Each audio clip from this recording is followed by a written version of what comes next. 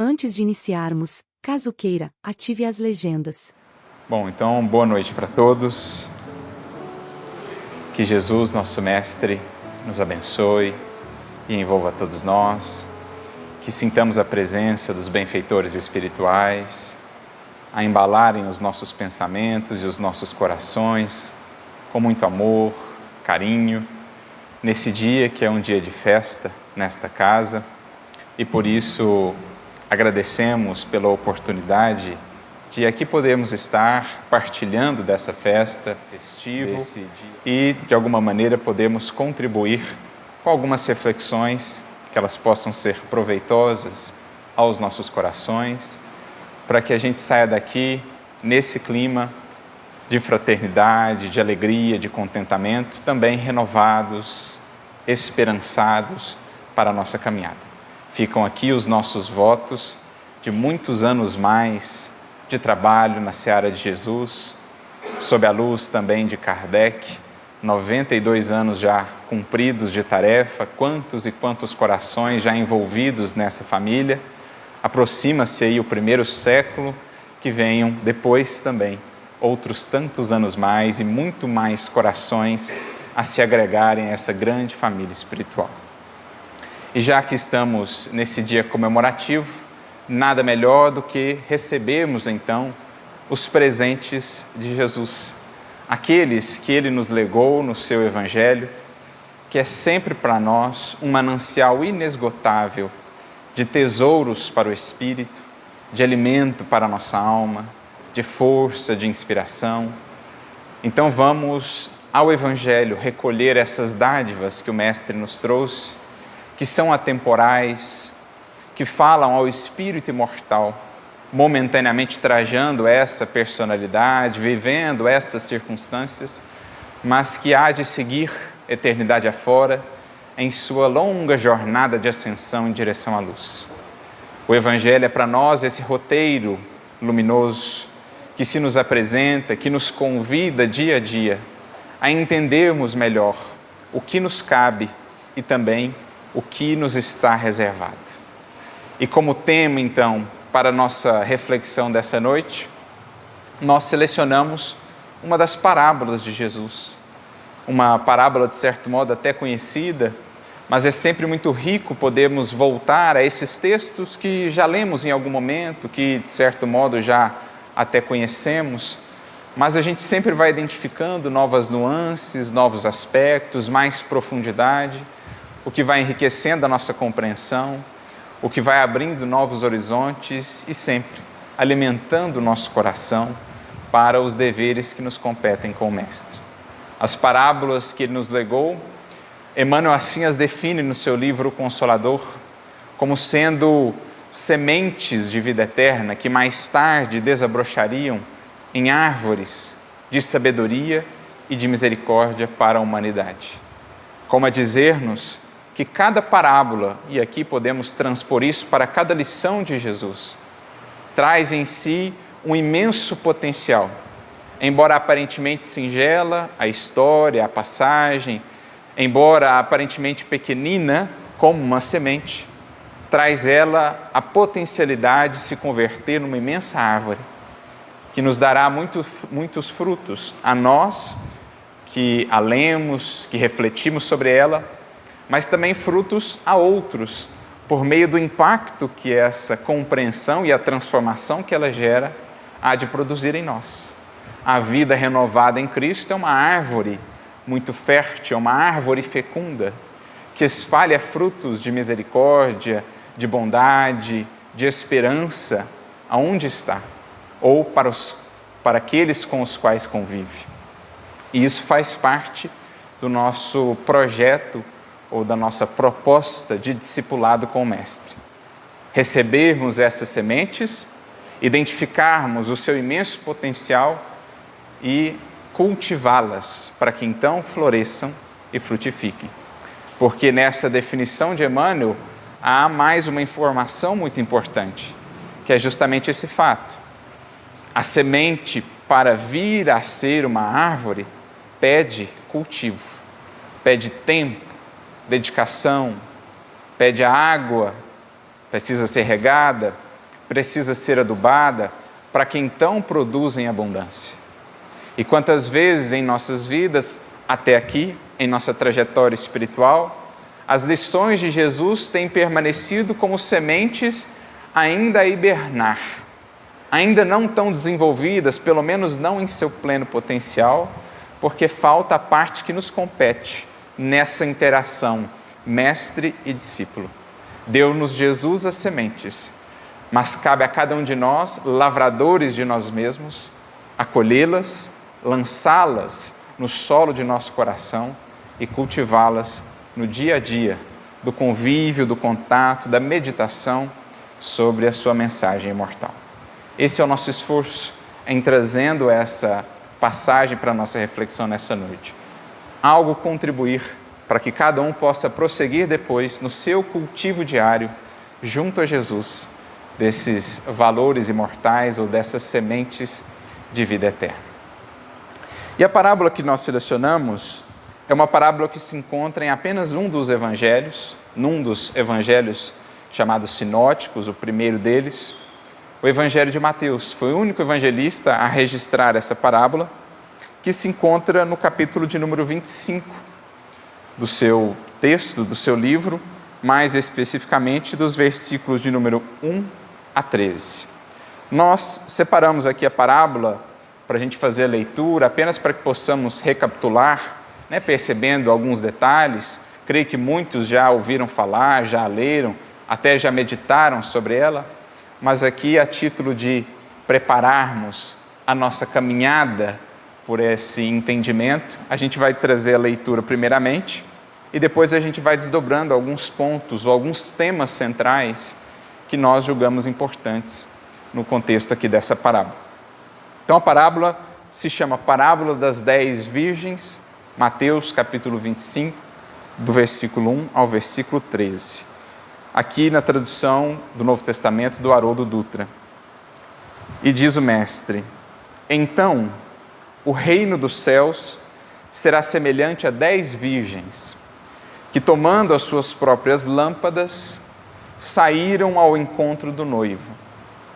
5 delas eram tolas e 5 prudentes, pois as tolas, ao tomarem as suas lâmpadas, não levaram consigo óleo. As prudentes, porém, levaram óleo nas vasilhas com as suas próprias lâmpadas. E tardando o noivo, todas cochilaram e adormeceram. Mas à meia-noite houve um clamor: eis o noivo, saí ao seu encontro. Então todas aquelas virgens se levantaram e prepararam suas próprias lâmpadas. As tolas disseram às prudentes: dai-nos do vosso óleo, porque as nossas lâmpadas se apagam. As prudentes responderam, dizendo: de modo nenhum. Talvez não seja suficiente para nós e para vós. Ide antes aos que vendem e comprai para vós mesmas. Ao saírem para comprar o óleo, veio o noivo. As preparadas entraram com ele nas bodas, e a porta foi fechada. Posteriormente vieram as virgens remanescentes, dizendo: Senhor, Senhor, abre-nos a porta. Em resposta ele disse: amém vos digo que não vos conheço. Portanto, vigiai, porque não sabeis o dia nem a hora.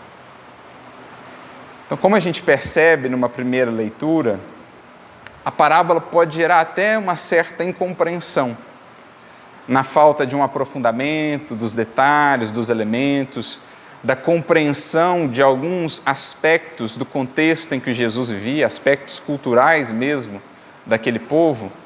Algumas posturas aqui podem soar estranhas. Por exemplo, o caso das virgens ditas prudentes aqui, que não se dispuseram a compartilhar nada do óleo com as chamadas tolas.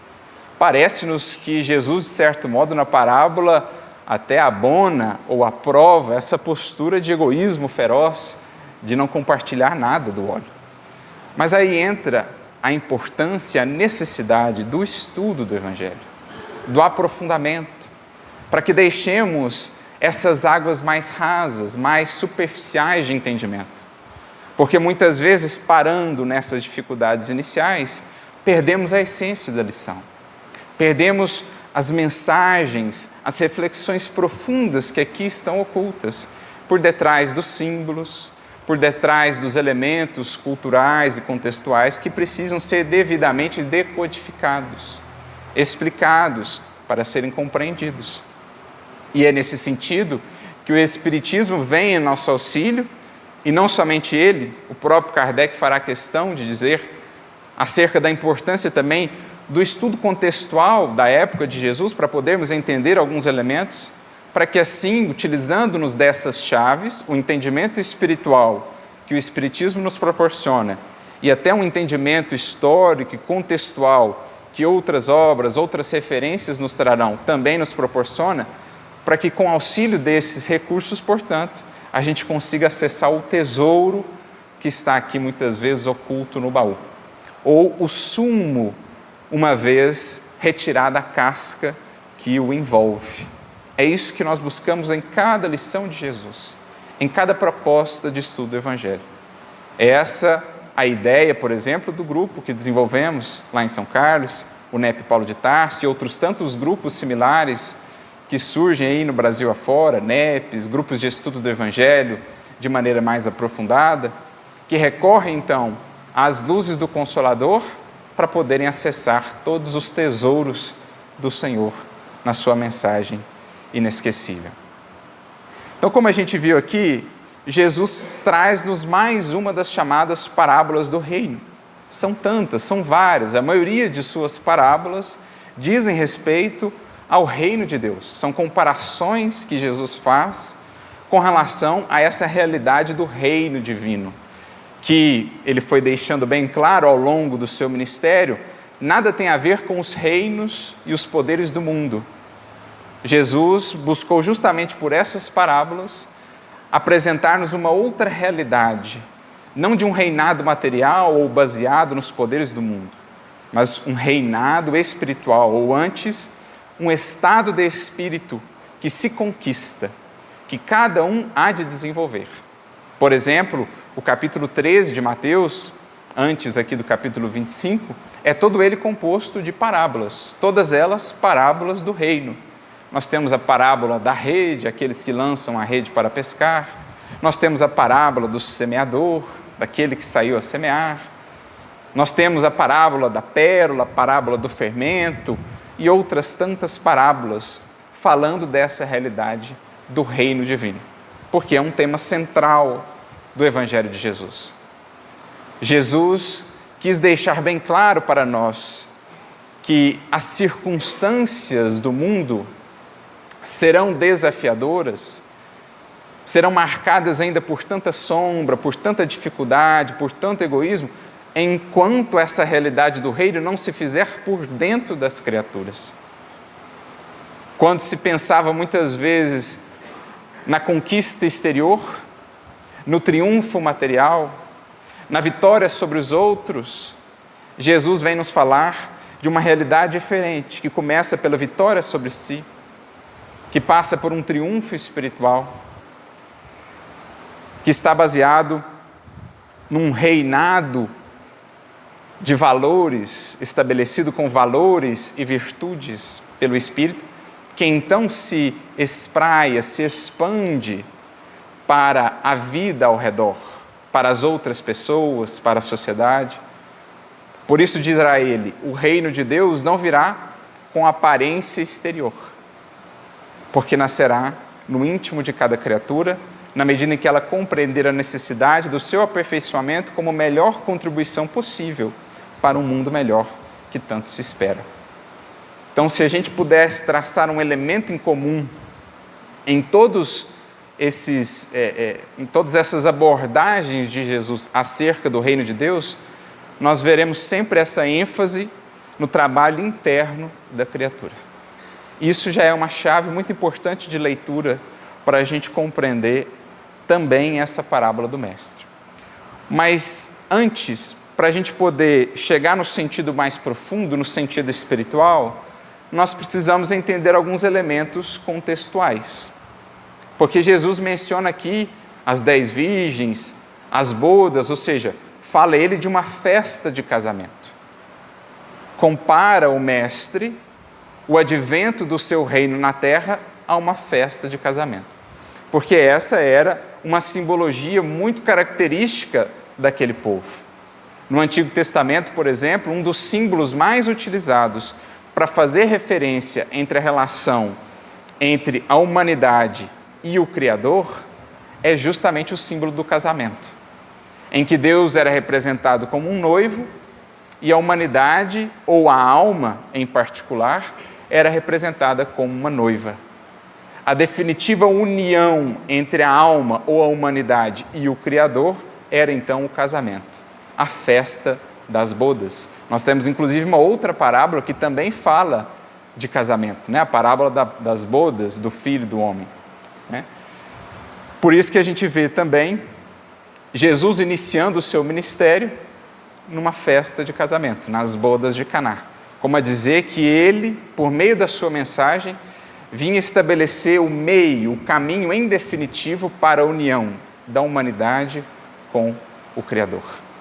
Por isso, o Evangelho é também chamado de a nova aliança, porque representa esse processo de aliança, de comunhão estreita e profunda entre o noivo, que era, no caso aqui do Evangelho, Jesus a representar o Criador, e a noiva, a humanidade terrestre.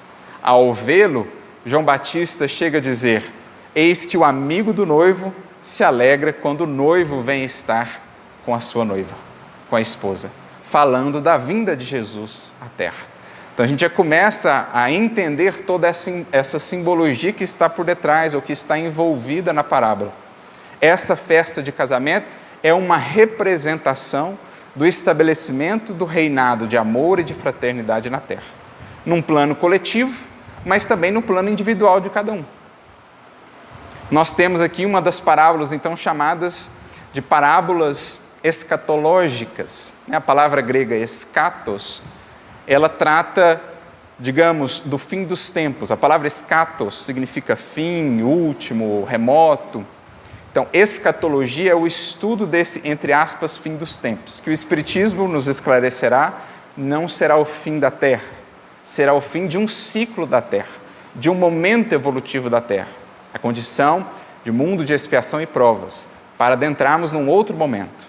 Então, as parábolas que falam desse fim dos tempos, dessa vinda de Jesus, então, para o fechamento de um ciclo, seja aqui o casamento, seja na parábola, por exemplo, do trigo e do joio, o momento da ceifa, são representações desse advento, dessa construção do reino que está em curso na terra desde a vinda de Jesus e que tem agora um momento marcante, como nos dizem os Espíritos, são chegados os tempos, esse processo de transição em que nós estamos inseridos. Isso vale no plano coletivo, mas vale também no plano individual de cada um de nós, né? Cada parábola, cada lição do Mestre, ela pode ser abordada por esses dois prismas, um prisma mais coletivo, mais abrangente, um prisma mais individual de cada criatura. Um outro elemento muito importante aqui para a gente poder entender o que Jesus está querendo nos dizer é compreender como se dava então o casamento naquele contexto. Porque aí muitos dos elementos que aqui surgem na parábola e que parecem às vezes desconectados um pouco, pelo menos da realidade com a qual nós estamos habituados, eles encaixam-se perfeitamente quando a gente entende como era o processo naquele tempo. Então, qual que é essa ideia aqui das 10 virgens? Por que Jesus menciona 10 virgens? Qual que é a ideia das lâmpadas, desse clamor com a chegada do noivo e tudo mais?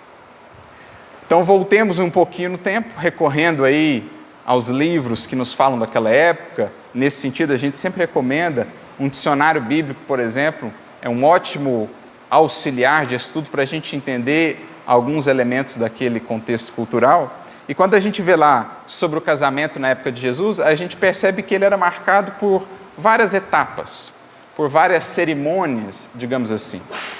Primeiramente, existia o arranjo do casamento. Naquela época, a imensa maioria dos casamentos, se não a totalidade deles, era planejado, digamos assim, entre os pais. Geralmente os pais do noivo que organizavam o casamento com os pais da noiva, às vezes o próprio noivo intervia, solicitava aos pais, que então entravam em contato com os pais da noiva, ocasionalmente também os próprios pais da noiva entravam em contato com os pais do noivo, enfim, tinham esses trâmites que eram característicos daquela época, o ajuste ali dos dotes, né? Existiam 3 espécies de dotes, um dote do casamento, um dote do pai da noiva, um dote, um presente do próprio noivo para a noiva.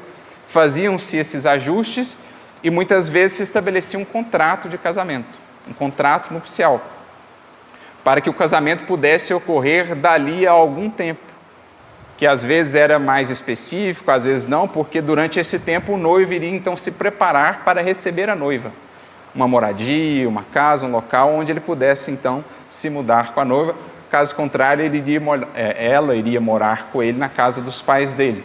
Mas geralmente ele preparava um lugar nesse período para que então no casamento pudesse já levá-la para que pudesse morar junto. Então estabelecia esse contrato nupcial. Era o caso que a gente tinha, por exemplo, de José e Maria. Eles já haviam estabelecido esse contrato, né, nupcial, e a depender das circunstâncias ali, depois de um tempo, se estabelecia o casamento, ou se realizava o casamento. E no dia do casamento, como se processava a festa, digamos assim, né? Geralmente, por volta da tarde, ao final do dia ali, uma comitiva bastante festiva saía da casa dos pais do noivo.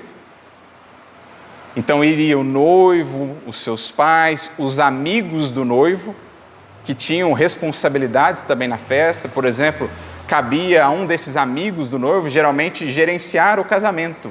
O mestre-sala, que é mencionado na passagem das bodas de Caná, provavelmente era um amigo ali do noivo. Jesus também era um dos amigos do noivo que estava presente, por isso Maria se sente até corresponsável ali quando o vinho acaba, porque era também função dos amigos do noivo e da noiva zelar, né, para que a festa corresse da melhor maneira, contribuir, organizar a festa para que ela ocorresse da melhor maneira. Então, geralmente ao final da tarde, ao entardecer, dirigia-se essa comitiva cantando canções, com instrumentos e tudo mais, fazendo uma verdadeira festa, lembrando que a imensa maioria das cidades naquela época eram povoados, né, com 2.000 pessoas, ou até menos, 3.000 pessoas, ou até menos ainda do que isso, e as pessoas ali faziam uma festa quase que para a cidade inteira, né, passando com aquela comitiva muito alegre, exaltando aquele momento, se dirigiam em direção à casa da noiva, no caso dos pais da noiva, e ao chegarem lá, geralmente já mais ao anoitecer, eram recebidos pela comitiva também das amigas da noiva, que no caso aqui seriam essas virgens. Lembrando que naquele contexto, antes do casamento, né, se tinha virgindade, não se concebia o sexo antes do casamento. Portanto, a palavra virgens muitas vezes era utilizada para a donzela, para a moça, no caso, as amigas da noiva. Aquelas que haviam ajudado ela a se preparar, aquelas que também se alegravam com ela e que fariam também parte dessa comitiva. Então se encontravam ali essas comitivas e aí geralmente desse encontro das comitivas se retornava para a casa do noivo, onde se faria a festa, ou a casa dos pais do noivo, onde se iniciaria a festa, que geralmente durava uma semana ou até mais. Então tinha um momento festivo ali naquele primeiro dia, tinha a noite nupcial e depois a festa prosseguia ainda por mais um tempo. Em algumas circunstâncias, se a casa fosse muito longe, o caminho de retorno, a festa podia se dar também na própria casa dos pais da noiva, como parece ser o caso aqui dessa passagem. Então aqui a gente já começa a entender todos esses elementos que Jesus está trazendo. Nós temos as virgens, ou seja, as amigas da noiva. Como geralmente essa festa era ao final da tarde, já ao anoitecer, elas então estavam com as suas lâmpadas para que as comitivas pudessem se encontrar, fossem receber o noivo e então se iniciassem as festas, ou as bodas propriamente. A gente já entende a presença dessas virgens, entende a presença das lâmpadas, a gente entende essa espera, porque a depender da distância ou de outras circunstâncias, essa jornada da casa do noivo, dos pais do noivo até a casa da noiva, poderia demorar mais ou menos. Não sabiam exatamente que hora chegariam. Era preciso, portanto, esperar e estarem preparadas para essa espera. Esse é o entendimento do contexto. Agora é preciso apliquemos isso a um sentido espiritual. É preciso entendamos o que Jesus está querendo nos transmitir, utilizando-se de algo que era corriqueiro naquele tempo, uma festa de casamento, para nos trazer importantíssimas reflexões de teor espiritual. E uma primeira coisa que nos chama a atenção aqui, que é realmente importante a gente debruçar sobre isso, é a questão do preparo e da espera. Porque espiritualmente, o que representa essa vinda do noivo? Que aqui é um símbolo do Cristo. A vinda do noivo é um símbolo da chegada do reino. Por desdobramento, é também um símbolo das experiências que me chegam visando o desenvolvimento do reino em mim. Isto é, das experiências que chegam para me aperfeiçoar, para me auxiliar a desenvolver um pouco mais ainda essa aliança, a aprofundar ainda mais a minha ligação, a minha intimidade com Deus. É isso que representa a vinda de Jesus ou do noivo na parábola. Então essa vinda, isso que está por chegar, isso que pode surgir a qualquer momento, pode ser uma prova, pode ser uma dificuldade, pode ser um revés, pode ser a nossa desencarnação. São todas essas experiências que nos visitam como um convite para estreitarmos ainda mais os laços nesse casamento, para realmente podermos adentrar ainda mais nessa festa, comungando com o amor do Cristo, ligando-nos a Deus e às suas leis. Por isso Jesus encerra a parábola dizendo: vigiai, porque não sabeis nem o dia nem a hora. Nós não sabemos o que nos acontecerá ao sairmos daqui, o que nos acontecerá amanhã, ao final deste ano. Não sabemos quando a morte pode nos visitar. Essa é uma condição inerente da vida na matéria, a impermanência, essa incerteza, que deve ser então combatida ou que deve ser contraposta com a certeza das realidades do Espírito. Essa impermanência, essa insegurança que o mundo e a sua efemeridade nos traz, ela precisa ser vencida, ela precisa ser encarada com a segurança que a preparação espiritual nos dá. A construção interna de serenidade, de paciência, de esperança, de fé. Então, o primeiro ponto que Jesus frisa para nós é a importância da constância, do cultivo da nossa vida interior. A preparação para estarmos aptos a lidar com o que a vida nos ofertar, de lições, de aprendizados, de oportunidades. Tanto para que estejamos despertos, atentos, para identificar as oportunidades de crescimento, que às vezes passam sem que percebamos, absorvidos que estamos pelas demandas materiais, pelas ilusões e pelas paixões, como também para estarmos resilientes ante as provas que possam surgir, as dificuldades. Então, o fato delas estarem ali a esperar, de buscarem as suas lâmpadas, e especialmente no caso das prudentes, também o óleo, é um recado de Jesus dizendo a todos nós: não deixe para se preparar de inopino, porque ninguém constrói espiritualidade, equilíbrio de sopetão, de susto, no improviso. Espiritualidade não é algo que se improvisa, não é algo que se compra. A oração no momento da dificuldade certamente nos ajuda, mas ela não fará todo o serviço. Se vivemos uma vida relapsa, sem qualquer cuidado com nós mesmos, cuidado no sentido de autoconhecimento, de meditação íntima, de renovação interior, no momento difícil sucumbimos. Somos envolvidos pelas sombras, pelo medo, pelo pessimismo, pela revolta, e então nos comprometemos gravemente. Então Jesus, apresentando esses dois tipos de virgens aqui, a representarem dois tipos principais de postura espiritual, ele nos faz esse convite e esse alerta.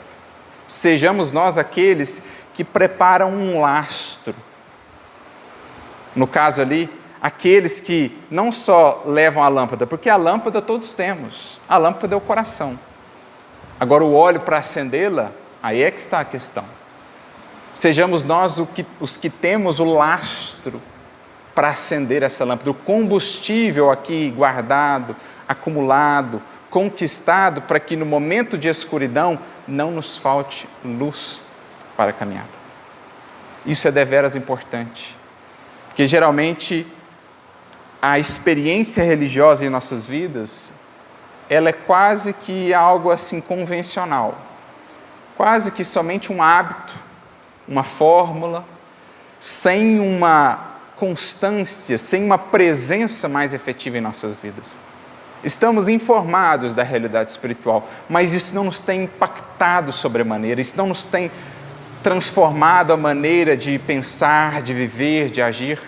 Então a gente vai deixando aquilo assim meio sempre para depois, e então vem o sofrimento, chega a noite, vem o noivo, e a gente está despreparado, a gente está despreparado. A gente é colhido de surpresa, e então o sofrimento é sempre maior. A dificuldade parece então sempre mais incontornável, insuportável do que seria se tivéssemos a luz da paciência, a luz do amor, a luz da confiança a nos iluminar os caminhos. Porque a vida na matéria é assim, ela é muito marcada de sutilezas. Nós todos, os que aqui estamos ainda encarnados na Terra, temos as nossas fragilidades. Nós todos, por vezes, caímos nos cochilos ou no sono da alma. Porque é interessante ver que na parábola, as 10 tinham as lâmpadas, 5 tinham óleo, 5 não tinham, mas as 10 dormiram. Como a dizer que mesmo aqueles que estão se preparando, que estão buscando ali, às vezes dão uma dormida. Mas, quando é preciso despertar, já tem uns recursos mais prontos para poderem se erguer, para poderem caminhar, para poderem se localizar. Porque a vida na matéria é assim. A gente oscila muito, especialmente em nossa condição, muitas vezes ainda caímos nesse sono da alma, o sono das ilusões, mas em surgindo o momento do despertar, que a gente já tenha recursos, que a gente não precise ali correr para improvisar, que muitas vezes não conseguiremos e sucumbiremos a determinadas experiências espirituais. Então essa é a primeira grande mensagem, né, que Jesus traz na passagem, esse convite a nos prepararmos, a irmos construindo uma rotina, que a espiritualidade em nossa vida, ela permeia a nossa vida como um todo, ela não seja apenas algo de 1 hora na semana quando vou ao centro, ou de algumas horas na semana quando vou ao centro ou um trabalho assistencial. Que a espiritualidade seja por mim vivida no ambiente do meu lar, nos meus estudos, das minhas orações, mas também até no trabalho, até no caminho para o trabalho, que eu saiba identificar na natureza, que eu saiba identificar nas circunstâncias da vida as mensagens ocultas que sempre estão aí a nos ensinar para os que têm olhos de ver, ouvidos de ouvir. É uma espiritualidade que de fato permeia a nossa vida e a faz florescer e a torna abundante. É de fato espiritualizar a nossa experiência material e não o inverso que muitas vezes temos feito ao longo dos séculos, materializar a nossa experiência espiritual. Porque quando fazemos da nossa busca religiosa o simples cumprimento de um horário, de um dia, de um tempo, a gente está materializando aquilo que é espiritual. Mas quando fazemos isso permear a nossa vida como um todo, estamos espiritualizando a nossa vida material. É isso que Jesus está dizendo. Que postura tem sido a nossa? Com quais dessas posturas, ou com qual dessas posturas, as duas aqui indicadas, mais nós nos temos identificado? Das virgens prudentes, por isso a virtude delas é prudência, A virtude da prudência é aquela de planejar, de ver mais além, de não olhar só o aqui e o agora, de estar vislumbrando sempre mais adiante e preparar-se para tanto. E as outras eram as tolas, ou seja, a insensatez. Mais ou menos como naquela outra fala ou parábola do mestre, aquele indivíduo que os seus campos produziram muito e ele então elucubrava consigo: que farei? Estou rico, né? Meus campos produziram demais, já sei. Construirei mais celeiros, ali guardarei o que foi a produção e direi então à minha alma: goza, porque tens muitos bens. E então uma voz lhe diz, a voz da consciência: louco, esta noite pedirão a tua alma. É como se essa voz, aproveitando aqui a passagem, dissesse: cadê o teu óleo? Por acaso os teus bens poderão ser queimados para acender a luz na hora que da luz precisares? Por acaso os teus títulos poderão ser a luz para iluminar o teu caminho espiritual? São simples ornamentos exteriores. Com isso não se acende o caminho para a estrada da porta estreita. Somente com o óleo das virtudes e dos valores do Espírito. Então essa é uma consideração essencial. E aí chegamos àquele momento, né, que talvez gera a maior incompreensão aqui na passagem, quando elas despertam, todas elas ali, as prudentes que já traziam consigo o óleo, buscam acender as suas lâmpadas, e as tolas então recorrem a elas dizendo: concedei-nos um pouco desse óleo. E elas então dirão, aproveitando aqui a fala propriamente como ela diz, né?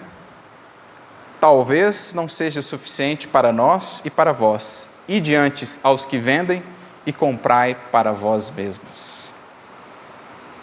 Sou estranho no primeiro momento, porque parece uma apologia ao egoísmo. Mas isso se analisarmos somente do ponto de vista material. Porque do ponto de vista espiritual, que será o óleo? Como já mencionamos aqui, que será o óleo senão as nossas virtudes? Senão o conhecimento adquirido pelo esforço constante, metódico, de estudo, de meditação? Esse tipo de óleo é conquista íntima, individual e intransferível. Podemos sim nós compartilhar reflexões, podemos nós compartilhar considerações, conselhos, mas o produto mesmo, o tesouro do Espírito, ninguém consegue transferir a um outro alguém. Nenhum de nós pode dar ao outro a iluminação espiritual. Podemos estimulá-los. Aliás, acender a nossa luz, aplicar o nosso óleo a essa candeia e acendê-la, a candeia do coração, é a melhor maneira de despertar e convidar os outros também à sua busca.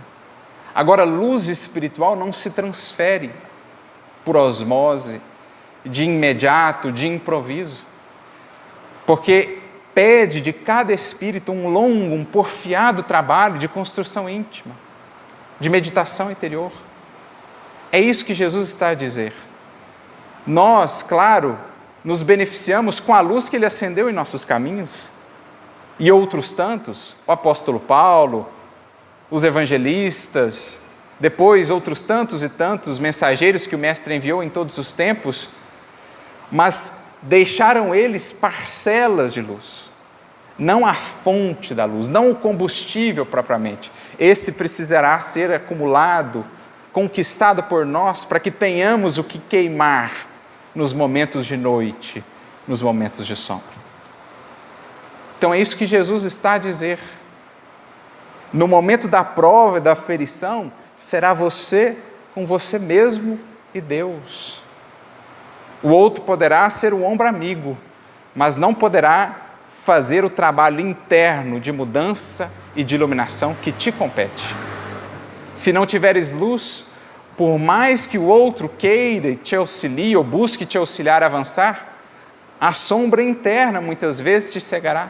Quantos casos, quantas vezes não vemos na literatura espírita, ou mesmo em nossas trajetórias, momentos em que estávamos cegos, mesmo que outros tentassem nos esclarecer, As nossas sombras internas nos impediam de ver com clareza o porquê daquela experiência, qual a melhor escolha, qual o melhor caminho, porque essa é uma luz que se projeta de dentro para fora e que não pode ser acendida por alguém de fora aqui dentro.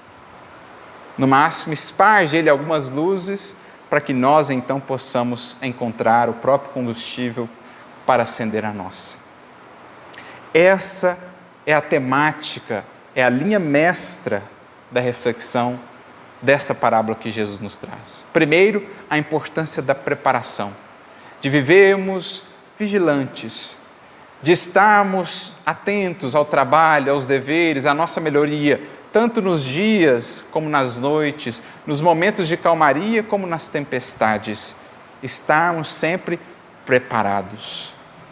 E o outro elemento, irmos ajuntando esse lastro, esse óleo, esse combustível, que então poderemos usar especialmente nos momentos de noite, que era o caso aqui da passagem.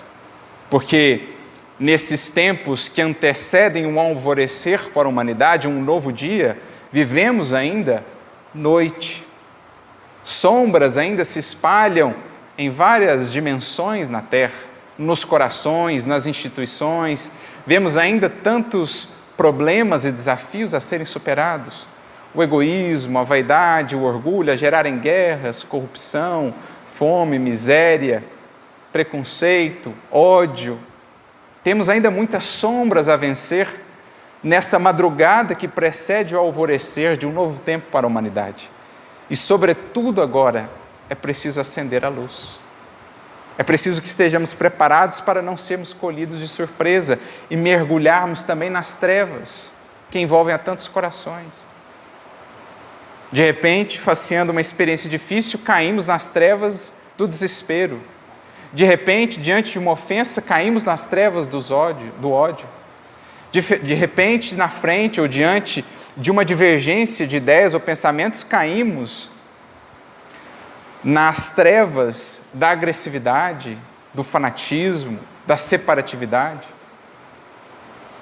Temos muito mais história por hora com as sombras do que propriamente com a luz, mas é preciso cultivemos essa relação com a luz para que, enfim, em nós ela resplandeça. Mas para isso, só os que ajuntarem o seu próprio óleo, que é inclusive a orientação que as prudentes deram às tolas, ide àqueles que podem vender esse óleo e comprai-o para vós. O que nos oferta esse óleo na vida?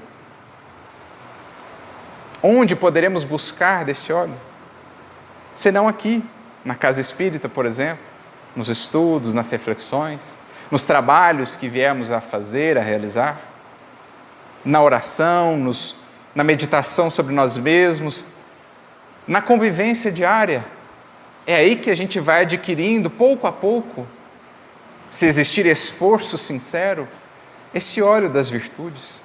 É na convivência, é no trato com o diferente, com a dificuldade, que a gente desenvolve paciência, que a gente desenvolve amor, que a gente vai desenvolvendo serenidade, quando há disciplina, quando há constância, quando há boa vontade.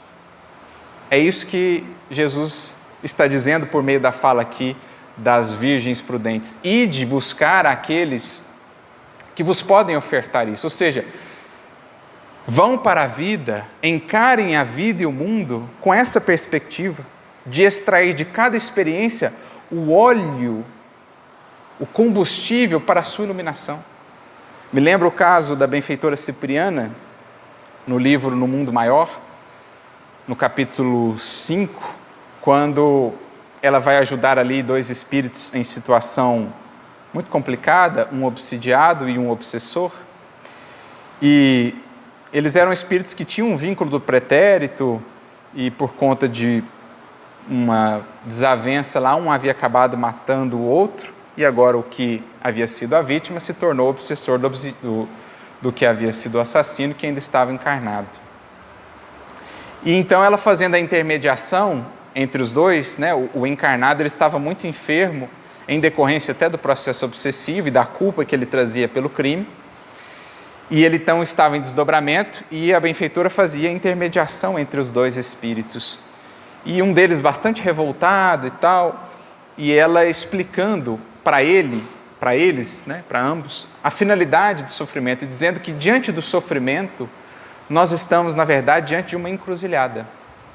Nós temos um caminho ascensional e um caminho descensional. Muitos, diante do sofrimento, acabam tomando o caminho descensional, porque encontram no sofrimento apenas os acúlios, né, os espinhos da revolta, as pedras da rebeldia, com que se complicam ainda mais, caindo em despenhadeiros, em abismos ainda mais profundos. Agora, alguns outros mais prudentes, que já entendem essa finalidade das lutas da vida, conseguem, diz ela, extrair do sofrimento o óleo da paciência, com que acendem a jornada, ou acendem a lâmpada, a tocha, para o caminho. Então é o que ela está dizendo.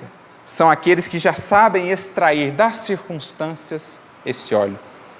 Como diz Jesus no Apocalipse, é preciso saibamos comprar o ouro provado no fogo, o único ouro que tem valor, aquele depurado no cadinho das provações. Esse sim é ouro que não mais se perde, que não enferruja, que a traça jamais nos tomará, nem nenhum ladrão. Esse ouro é o que precisamos buscar. Esse tesouro é para o qual deveremos nos atentar e investir todos os recursos, né, e potencialidades da nossa vida. Especialmente, como dizíamos, nesses tempos que ora vivemos, porque na parábola essa vinda de Jesus, ou a festa das bodas, é também uma representação do processo de transição que nós estamos a viver. Processo esse que se dá em meio às sombras, e é preciso ter as lâmpadas acesas para que não percamos a ocasião de adentrar na festa, nas bodas, para que em vendo o noivo a chegar, em identificando os clamores do noivo chegando, estejamos bem despertos para seguir com ele em direção a essa festa, em direção a esse rei. Porque a vida vai nos dando sinais, os clamores aqui da chegada do noivo, mas se estamos desatentos, nem sequer os percebemos, mas despertos, com a luz acesa, poderemos identificar e seguir com ele. E é justamente sobre isso que Emmanuel vai falar numa mensagem sua, que a meu ver é a melhor explicação sintética da parábola aqui das 10 virgens. Creio até que ele de fato se inspirou nessa parábola para poder trazer essa reflexão, embora não a mencione aqui no seu texto. Trata-se do último capítulo do livro Caminho, Verdade e Vida, primeira obra sua com comentários do Novo Testamento à luz da doutrina espírita, e o título não poderia ser outro, no imperativo, façamos nossa luz. Como a dizer que este é um imperativo da vida, para qualquer um de nós. Acender a nossa luz, aproveitarmos sim da luz dos outros, né? Nos beneficiarmos do amparo, da claridade que outros acendam em nossos caminhos, mas entendendo que eles seguirão e que se não tivermos luz própria, mais cedo ou mais tarde nos veremos em plena sombra. Não poderão eles nos acompanhar muitas vezes nas provas, nas noites mais escuras, mais difíceis. É preciso tenhamos luz própria. Por isso o título, façamos a nossa luz. E em determinado momento do texto ele diz assim, que a escuridão ainda invade os caminhos na terra, em muitos sentidos, né? A escuridão ou as trevas que nascem da ignorância, da maldade, da insensatez, envolvendo indivíduos, sociedades, instituições, consciências, raciocínios, sentimentos. Então, em nosso plano, temos ainda muitas sombras por vencer, por afastar. Em meio à grande noite, prossegue ele, é necessário acendamos nossa luz. Sem isso, é impossível encontrar o caminho da libertação. O outro que já acendeu a sua luz pode apontar-nos o caminho, algo que ele vê mais à frente. Mas se não existir luz em nós, não conseguiremos ver como ele, ou com ele, aonde o caminho vai dar. E muitas vezes, apesar dos conselhos e da luz compartilhada, nos faltará o estímulo, a força e o discernimento para chegar aonde ele aponta. Por isso é preciso tomar a luz que Ele nos traz, trazê-la para o nosso plano interno e em nós fazê-la um refletor. Trabalhar isso internamente, queimar esse combustível no sacrifício, na renúncia, na renovação de sentimentos, para que então a luz projetada pelos nossos olhos possa agora clarear os caminhos. Porque Jesus dizia: os olhos são a candeia do corpo. Vejamos só a diferença. Jesus não fala, os olhos são as janelas. Jesus fala, os olhos são a candeia. Na janela, a luz vem de fora para dentro. A candeia é luz que se projeta dela para fora. O que Jesus está querendo dizer, então? Que espiritualmente, diferentemente do que acontece nos olhos físicos, em que enxergamos através da luz que chega de fora, espiritualmente nós enxergamos a partir da luz que sai de dentro. Por isso ele acrescenta, se os teus olhos forem bons, o teu corpo estará em luz. O teu corpo espiritual, o teu mundo íntimo. Agora, se os teus olhos forem maus, quão grandes não são as trevas interiores. Porque é uma questão interna. Tanto é assim que diante de uma mesma circunstância, ou seja, a situação exterior é a mesma, duas criaturas ou três a enxergarão de maneira completamente diferente. Porque depende da graduação íntima de luz de cada uma. Então o benfeitor, que já vê mais além, está dizendo, segue meu filho, confia, trabalha, renuncia, suporta. Mas se a gente cria ou conserva dentro de nós um clima de revolta, de amargura, de sombra, por mais que o conselho chegue, a gente não consegue ver. E aí a gente fica preso dentro de nossas sombras. Aí nos falta força, aí desviamos, aí agimos equivocadamente, porque faltou a luz do discernimento, a lucidez para a ação, a claridade interior.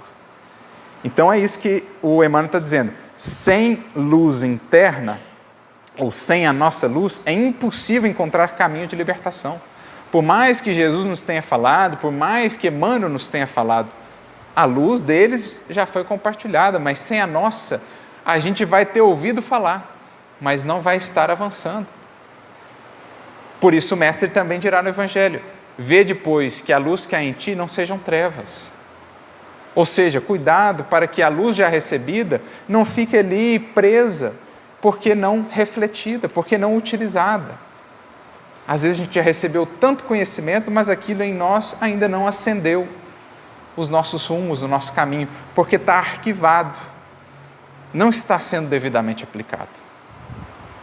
E aí ele continua, sem a irradiação brilhante de nosso próprio ser, não poderemos ser vistos com facilidade pelos mensageiros divinos que ajudam em nome do Altíssimo e nem auxiliaremos efetivamente a quem quer que seja. O que ele está dizendo? Nesse clima de sombra em que às vezes nos mantemos, seja por ignorância, seja por revolta, seja pelos vícios dos quais não queremos abrir mão, tanto nós não identificamos o caminho libertador, como fica mais difícil para os espíritos benfeitores nos acessarem. Porque é como se criássemos uma blindagem, é como se envolvêssemos aí num isolante. Por mais que chegue a corrente luminosa deles, não consegue passar por nós, não consegue efetivamente nos alcançar, nos tocar, porque nós criamos uma psicosfera tal que até dificulta o auxílio deles. Nós não ajudamos eles a nos ajudarem, nós nos desajudamos, que é o que Kardec vai comentar no capítulo 25 do Evangelho segundo o Espiritismo, quando fala do busca e acharás. Ele frisa essa importância da ação da criatura, que então será secundada pelos espíritos. Estes não farão jamais o que compete à criatura, até porque não encontrarão sintonia, não encontrarão tomada mental para poderem ajudá-la a encontrar o caminho e a seguir adiante. Então, na ausência da luz ou no clima de sombras que mantemos internamente, tanto não enxergamos com proveito, como dificultamos o auxílio daqueles que nos querem ajudar. E tão pouco ainda ajudaremos a outros, porque um cego a guiar outros cegos, ambos ou todos caem no fosso, como nos ensinou Jesus. Sem luz de experiência, de mais amorosidade, mais sensibilidade, mais intuição acendida em nós, muito dificilmente poderemos contribuir com os outros. E ele continua: é indispensável organizar o santuário interior e iluminá-lo, a fim de que as trevas não nos dominem. Então, nessa expectativa da vinda do noivo, nessa espera, nessa nossa estada aqui no mundo, ainda envolto em sombras, é preciso estar desperto, com a lâmpada em mãos e com o combustível, o estoque de combustível sempre disponível, para que não sejamos dominados pelas trevas. É possível marchar valendo-nos de luzes alheias. Ou seja, até podemos caminhar um pouquinho, avançar um pouco, sob o amparo de outras luzes. Todavia, sem a claridade que nos seja própria, padeceremos constante ameaça de queda. Os proprietários das lâmpadas acesas podem afastar-se de nós, convocados pelos montes de elevação que ainda não merecemos. É isso o que Jesus está tentando dizer na parábola. Não uma apologia ao egoísmo. Não que as virgens prudentes eram egoístas, insensíveis. Jesus está querendo dizer isso, que a gente até pode se valer das luzes alheias, mas que para realmente avançar, sem luz própria, é impossível. E estaremos sempre sujeitos a mais e mais quedas, ou ao sono ilusório da alma, nessa escuridão, na ausência de nossa própria luz. Vale-te, pois, dos luzeiros do caminho, aplica o pavio da boa vontade ao óleo do serviço e da humildade. Então, olha como Emmanuel define aqui o óleo: serviço e humildade. No serviço e na humildade é que a gente vai adquirindo esse óleo. E o pavio que dá ignição para acender chama-se boa vontade. A quem falta boa vontade, mesmo que tenha aí óleo, não terá luz. Ao que tem boa vontade, mas falta o óleo, também não terá luz. É preciso congregar boa vontade com serviço, com humildade. Então, vale-te ou aplica o pavio da boa vontade ao óleo do serviço e da humildade e acende o teu archote para a jornada. Agradece ao que te ilumina por uma hora, por alguns dias ou por muitos anos, mas não ouvides tua candeia, se não desejas resvalar nos precipícios da estrada longa.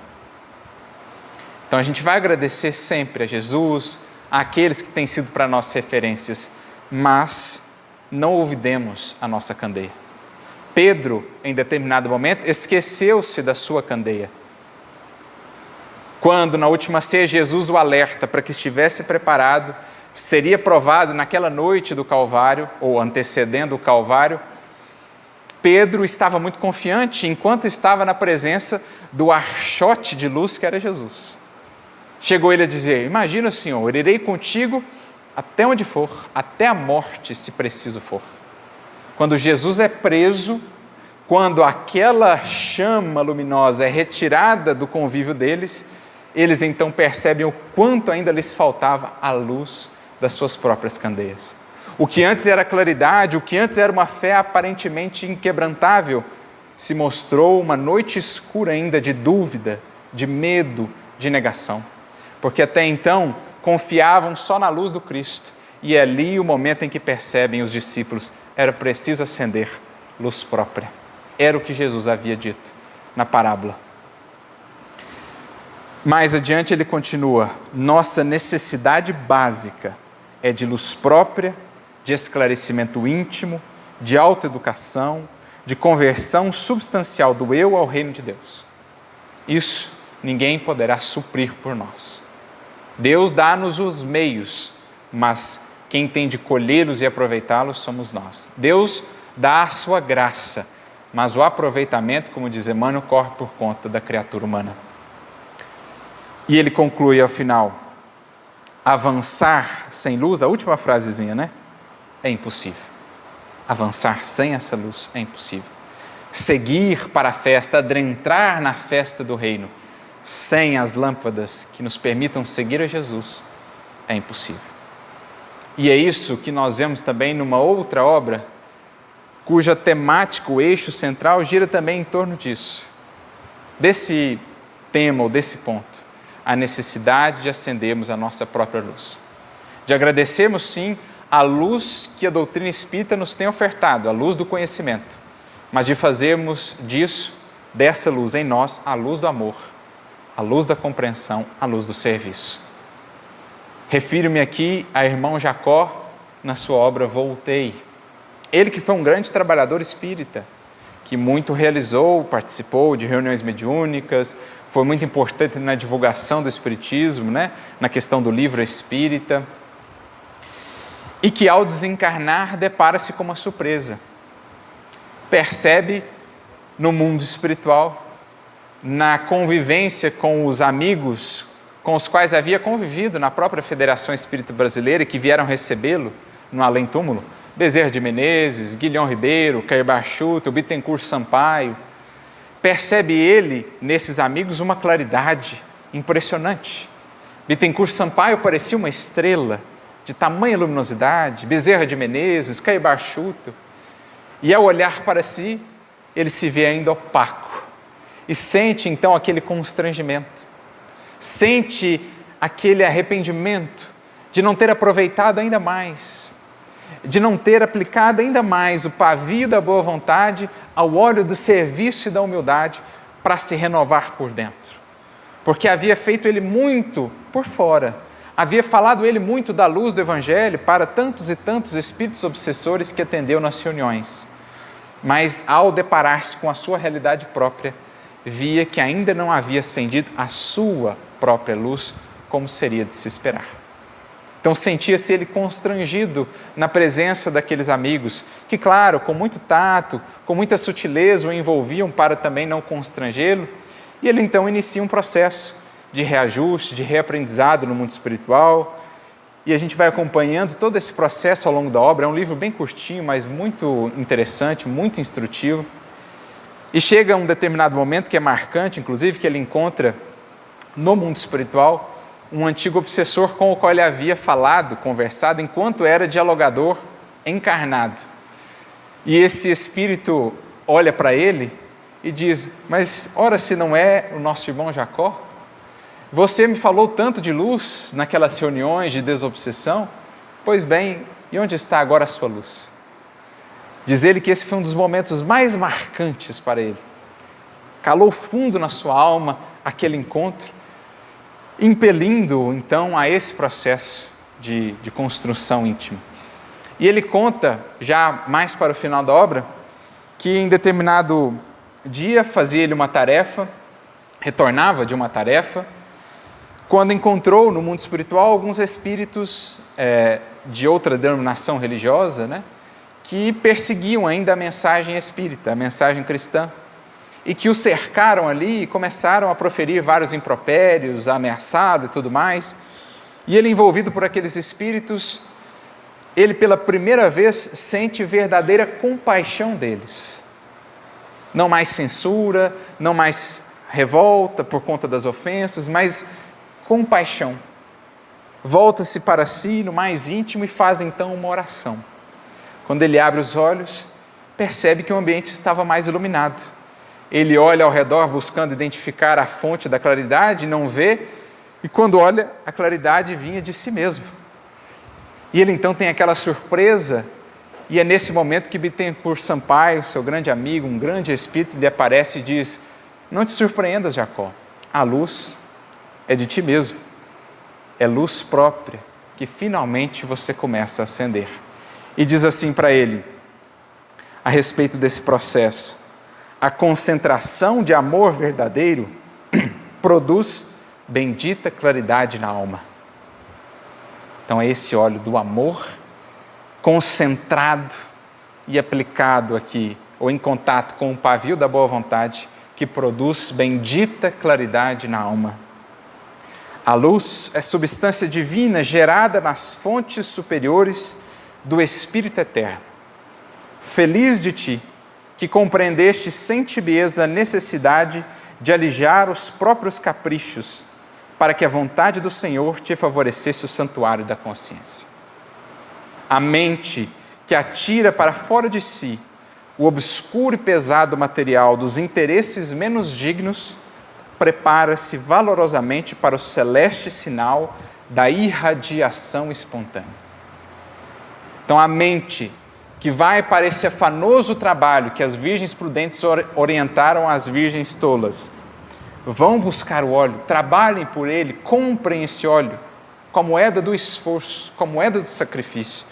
Então, a mente que purifica-se, que lança fora as sombras dos velhos caprichos, dos hábitos perniciosos, dos pensamentos e sentimentos adoecidos, essa criatura prepara-se para o celeste sinal da irradiação espontânea. O espírito vai fazendo-se luz crescente à medida que evolui, à medida que se sintoniza, que se liga com Jesus. Porque a lâmpada aqui, do qual fala a parábola em última instância, somos nós próprios, o nosso coração, ou como queiramos, as fontes mais íntimas do Espírito. E mais adiante, ele ainda diz: ama sem paixão, espera sem angústia, trabalha sem expectativa de recompensa, serve a todos sem perguntar, aprende as lições da vida sem revolta, humilha-te sem ruído ante os desígnios superiores, renuncia aos teus próprios desejos, sem lágrimas tempestuosas, e a vontade do Pai iluminar-te-á constantemente o coração fraterno e o caminho redentor. Eis o meio de adquirirmos essa luz. Eis a indicação de Jesus com a parábola. Ora, vigia, movimenta-te no esforço digno e sê feliz, meu amigo. A tua luz crescerá com a dilatação de teu devotamento ao bem infinito.